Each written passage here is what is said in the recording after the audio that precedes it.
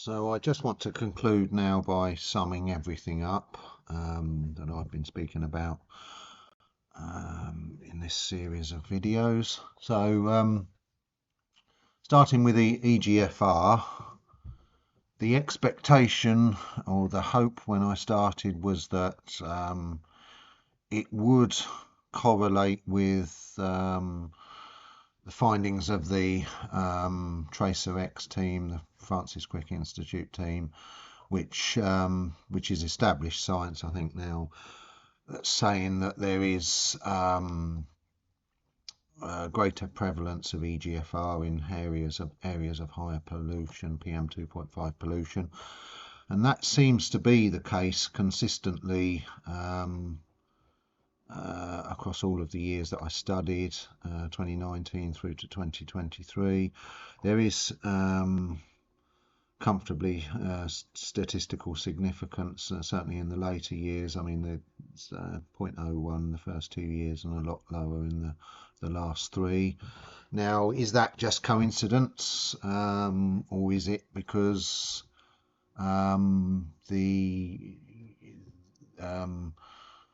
the number of people on TKIs is actually reflects the number of people that have been diagnosed with EGFR lung cancer, and it has to some extent been caused by PM2.5. I don't know, but there is a correlation there, or at least a very broad correlation anyway. Unfortunately I can't go to a particularly quite low down to the in scale, but I have to do it quite broad because really I don't know how much people move around, move to hospitals, move to and stay in one area move from after when they actually got diagnosed, or when that initiating event happened. And so there's all sorts of movements that can occur, but it is, superficially that seems to correlate. Looking at ALK, we get a similar correlation across all 5 years, which is statistically significant. Sorry, let me change the map. That's EGFR, that's ALK, right. So with ALK we have a similar correlation. The first year isn't quite statistically significant, but the subsequent 4 are, and then increasingly so. We have an unusual feature with ALK in that there seems to be, for reasons that are unknown to me, there's some sort of greater prevalence still in the southwest of England, which is consistent across all of the years. Some people have wondered whether that's due to radon. I'm a bit skeptical, given that there seems to be anecdotally very few patients with ALK in Wales, which also has quite high radon, and there's not really any obvious signs of other areas being affected by it. So I really don't know why that is, but it does seem to be, again, the first year, 2019, it isn't statistically significant, but the other subsequent years it is. We've got looking through at ROS1, so we have the same pattern. Again, we've got greater prevalence in the broad southeast compared to the north, and it is statistically significant across all years there. Now, there may well be some ALK cases, particularly in these earlier years like 2019, 2020, because crizotinib isn't exclusively used as a ROS1 drug.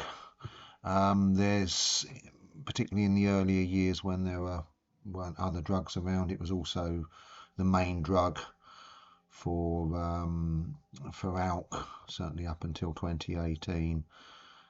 when suritinib and alectinib came along. So undoubtedly there's some ALK patients there and reducing numbers, but I can't quantify those, unfortunately. Similarly with entrectinib, I think there's probably some NTRK patients in here as well. So again, we've got a series of, that's another 5 maps where we have consistently more in the southeast than there is in the north. Looking at the next set of lung cancer maps. So I can't do as many because these drugs are more recently prescribed, and I don't know, I presume they just used to use chemotherapy before that. For METX14 skipping, both of those follow the same pattern, with the broad southeast being greater than the north. I wouldn't place too much reliance on this first map, 2022, because there's only 31 patient years of tablets, average number of patients in that year, twice that in 2023, so a bit more reliance. There seems to be something, again, this ALK-like pattern with a high prevalence in the southwest of England, but I'm a bit sceptical about saying too much about that at the moment, given the small population size and given that tepotinib was only prescribed in got approval in 2022. RET, again, exactly the same issue. First year, it's basically, what is it, 1, 2, 3 maps where it all shows greater prevalence in the southeast compared to the north. First map is really only a trivial number of patients. The last two, getting reasonable numbers. And we've got statistical significance throughout. And the last number is 108 patients is fairly good in its post. It did actually get approved in 2023, so again, we've got these. It's another set of 3 maps where we get that familiar pattern. KRAS, first year we ignore that because it's just only 18 patients. This year, this initially puzzled me in that, okay, we've got this KRAS G12C is typically a smoking cancer, so but we've got an ALK-like pattern. So that made me wonder that maybe these patterns are not quite so special. They seem to be for other things, although this seems to also be, there's a couple of regions there in the southwest particularly where, for whatever reason, I don't know, they seem to be prescribing a lot of that drug, sotorasib, at those hospital trusts. It did get approved in March 2022, so that was the year of approval. But then it completely flips in 2023, possibly because of the relatively short progression-free survival for that drug. And we got a nice, increasingly good size of population to work from. So this is the first lung cancer where I've seen greater prevalence in the north. So, which is actually, there is, with all lung cancers there, smoking lung cancers, you do tend to find more of them in the north, because presumably there was a greater smoking prevalence in the north in previous years. So so whether that's significant, I don't know. As with all of these, you have to, I said in the introduction, I made it very clear that I'm not a doctor or a scientist or a medical statistician, so treat everything that I say with a bit of caution. I don't know, I don't know whether these patterns really mean anything. Presumably when it's statistically significant, it means more. Well, it must mean more than when it isn't. So but I'm just throwing it out there for people to make their own views on it and their own judgments. Hopefully better qualified people than me can work this out in the future. And then I looked at some control drugs, so basically non-lung cancer drugs, and just to see, are the patterns the same or are they different? Tamoxifen, very different, so greater prevalence in the north, but my expectation was that there would be no statistical significance, because I assumed, I don't know much about breast cancer and tamoxifen. I just assumed that it would probably be fairly evenly distributed across the country, given that it was approved decades ago. So yeah, and it seems to be the case right down to, but for 2019 there is a very strong statistical significance in the north. Quite why is a bit unclear to me at this time, but for whatever reason it was, and those, there's 5 maps there where they're very different to, then it's a different sort of picture to the non-smoking lung cancers. And Astrazole, similar picture but with a great high degree of statistical significance. I think you've got to treat this with a bit of caution, because I only heard about this in November 2023, because there'd been some sort of trial going on about the efficacy of using that to prevent breast cancer in postmenopausal women at high risk of the disease. So I guess that trial had been going on for a number of years. It tends to take a while for this sort of these sort of conclusions to be reached, so that may well skew the data a bit, but it's again an example that my model doesn't always inherently skew the data to the southeast, as you might perhaps assume from the lung cancer drugs the non-smoking lung cancer TKIs maps that I did. Binimetinib, this is for melanoma mutation, BRAF V600 mutation positive melanoma. It was approved a while back in 2019, and this does actually have correlation in statistically significant correlation in the broad southeast compared to the north. So this does actually look a bit like my my EGFR map, and there's no real difference between the southwest and the northeast. This seems to be because tends to be, for whatever reason, quite high prevalence in particular areas. So it's looking like this, for reasons that I don't understand, is being prescribed at in great amounts at a couple of, or a handful of cancer centres. So I think that looks like that's why that's skewing the data. And as we only tend to really have population sizes in the couple of hundreds, you only need to have a handful of these treating a lot of patients, and then that can skew the data. So probably this wasn't, with retrospect, wasn't a particularly good one to look at, but you can't, you don't know that until you generate the maps.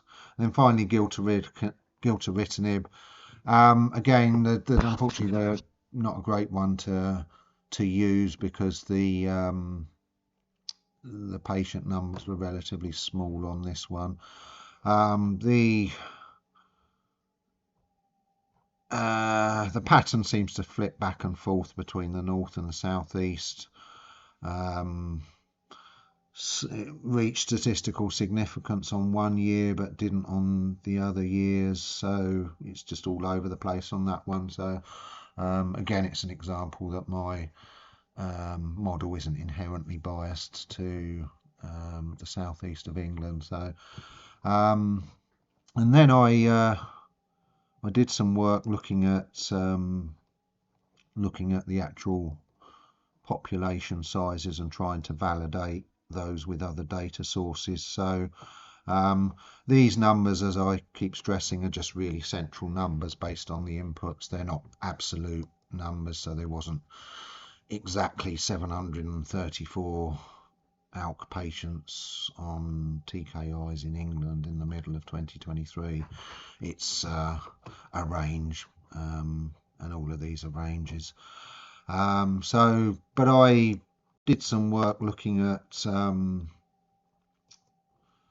comparing it to the Cancer Drugs Fund, and it seems to there's I don't understand why my numbers and my colleagues' numbers are so different from the established science. So that 3 to 5% for ALK, I just don't see that from my data, and I don't see that anecdotally from just from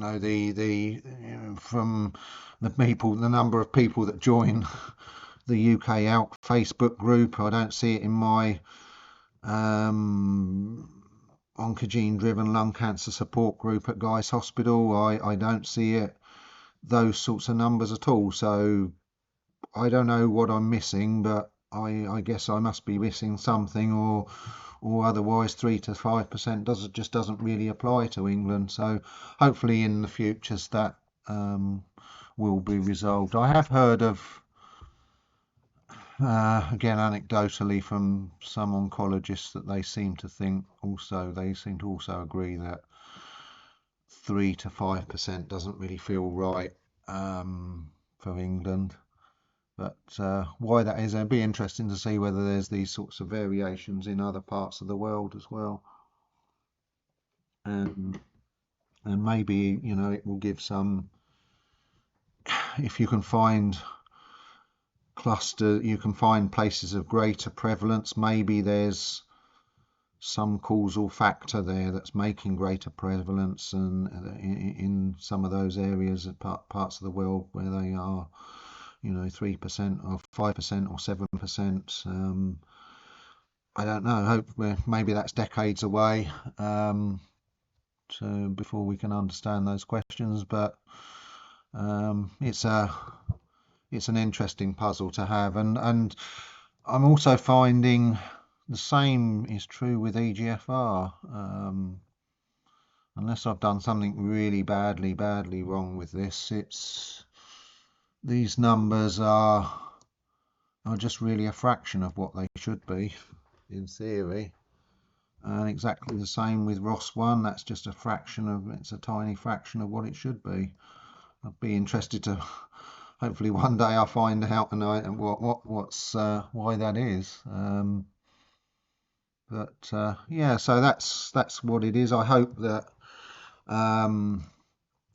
it at least triggers some debate or something, and some interest in this area, and then better qualified people than me can understand what's going on here. I mean, hopefully, if there is, if for instance there is some sort of if you can, I mean, going back to the start of epidemiology with Dr. John Snow in the 1850s, I think, where he plotted out a map of, I think it was the cholera cases around Soho, and then he found out that there was, or he speculated that the cause of cholera in that area was the pump, and then he took the pump handle off, and that seemed to solve the problem. Now the issue with oncogene driven lung cancers is certainly a lot more complicated than that, but is it, the TracerX Swanton team seem to think that PM 2.5 pollution is a causal reason for EGFR, and at least superficially my maps seem to be consistent with that, and be interesting to know quite what is causing the southwest prevalence of ALK in England as well. Another point I think I should mention, which I don't really know the answer to, it's been suggested that the reason for some of these patterns and in due also the low numbers is due to low testing in England. So we're not with the ALK patients and the EGFR patients do exist out there. They're just not being diagnosed because they're just not being tested. And that just doesn't really sit well with me. From the NHS has a lot of failings, but I think from what I can see, it seems to within England, it seems to do a fair bit of testing, and I would have thought if there's lots of people getting lung cancer in their 40s, 50s, 60s, typically without a smoking history, then they would have access, or I would hope they would have access to biomarker testing. So I don't think it's just a case of there's more testing in the southeast and that's why it's higher than the north. But I'd be interested to find some data on rates of biomarker testing. Maybe that is a plausible explanation to the question. But it doesn't really answer why, in the case of ALK, why the southwest is high. The low pollution area of the southwest is quite a lot higher than the low pollution area of the northeast. If I just get that, that's not it. Yeah, I think I must have closed it. Right, where's it gone? Oh no, there it is, isn't it? So quite why that is, I don't know, but it seems to be consistent across several counties in the southwest. But there may be, there's no doubt there's some further data issues there to be ironed out, but it's not clear why ALK, why would they be testing a lot for ALK in the southwest, but they wouldn't be testing so much for EGFR and ROS1 and the others. It just doesn't really make much sense that they would be finding there, but that much there. But maybe, I don't know, maybe also I've got to keep an open mind. Maybe I'm just reading too much into all of these patterns, and there's you can't really read anything like that into it. I'd be interested to find out for some people that really understand this sort of thing a lot better than I do. So I'll leave it there, and I hope that series of videos has been interesting. It's been a bit longer than I would have hoped, but there's been quite a lot to go through, and I hope really that gives people watching a bit of insight into what I've done and the issues that I've encountered. Okay, so thank you and goodbye.